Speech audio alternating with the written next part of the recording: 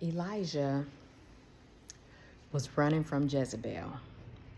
Y'all remember the story.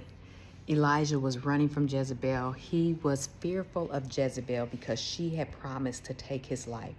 She had killed many other prophets, and she was calling to take Elijah's life. Now, this was after Elijah had done great wonders in front of the prophets of Baal, and he had destroyed people by sword.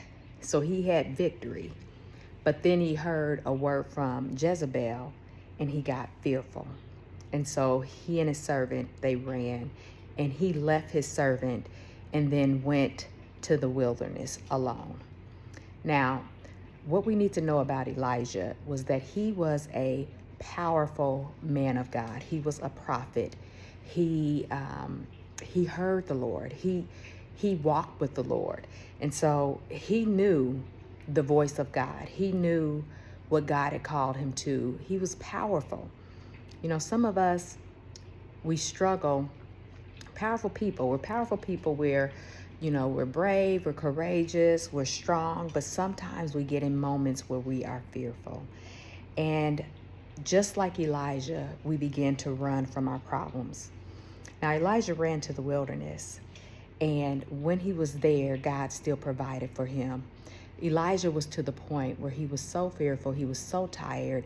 He was like, "Take my life, Lord, take my life."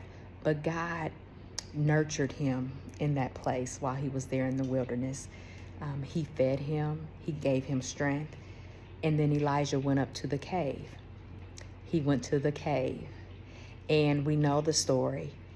The Lord told Elijah to come to the front of the cave, and the Lord passed by, and there was wind, and there was an earthquake, and there was fire, and Elijah did not hear the Lord in any of that.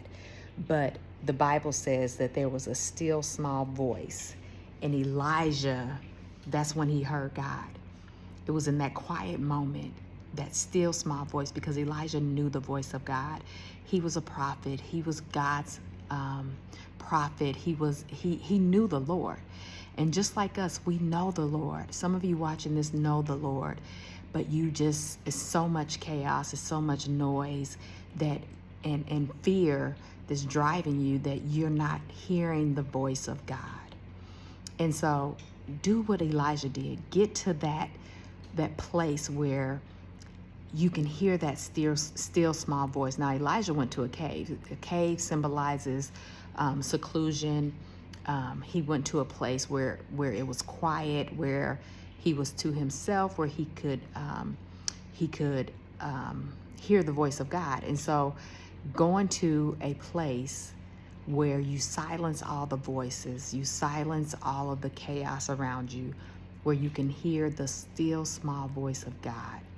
And when Elijah heard that voice, he was able to go back the same way that he came and do what God told him to do, accomplish what God told him to do, this time in strength and in power and not in fear.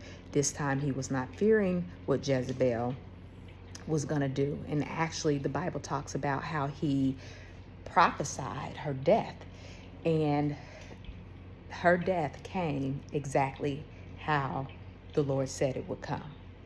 And so this quick message for you is to do not fear.